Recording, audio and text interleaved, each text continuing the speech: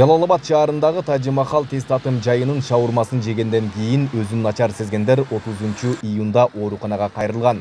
1 июлда уулангандардын саны 21ге жеткен. Анын 9-у ооруканага жаткырылып, калганы амбулатордук жол менен дарылануу үчүн үйлөрүнө жөнөтүлгөн. Азыр бизде 9 бейтап карап жатат. Ар кандай возрасттагы бейтаптар бар. Жаш балдар дагы бар, чоң адамдар да бар. Азыркы бейтаптар ошо 9 бейтап жатты. Амбулатордук кайрылгандар 12 болду. Алардын баягы жеңил формада болгон үчүн биз аларды үйлөрүнө жибердик амбулатордук жол менен дарылоого. Ал эми азыркы жаткызылган бейтаптар оор жана орточо формадагылар. Буларды биз сөзсүз жаткызып баягы көзөмөлдөп кароого мажбур болгон балдар болгон үчүн аларды биз жаткызып карап атабыз.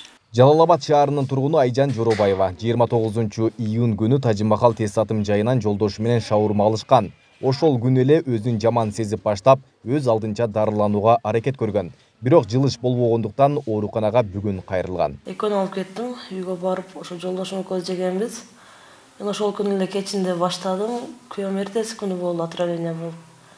Анан мен ошо жакын жерде ошо караванга бардым, ал жерде процедурныйгачы.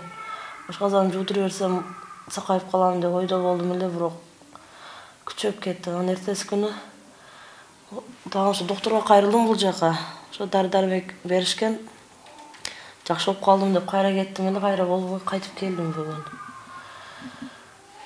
Бүгүн эми ысык, ушунчалык ысык болуп аткандан кийин холодильникке сакташ керек эле алардагычы фарштарын.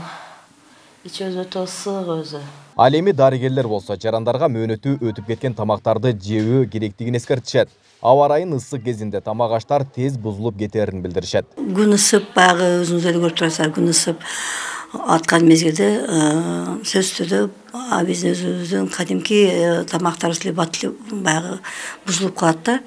Ошондуктан мен айтып кетет элем, мүмкүн болсо өздүк тазалыктарды сактап, анан кийин баягы мындай тез татымдардагы тамактарды мүмкүн болушунча жебей эле коюш керек деп айтат элем.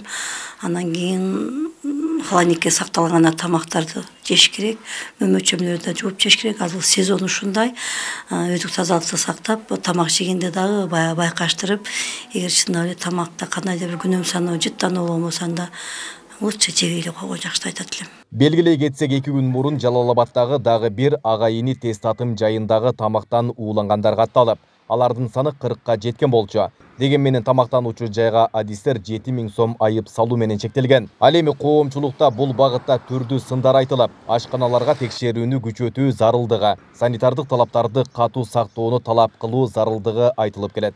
Айбек Исабеков, Замирбек Тойчубаев, Регион.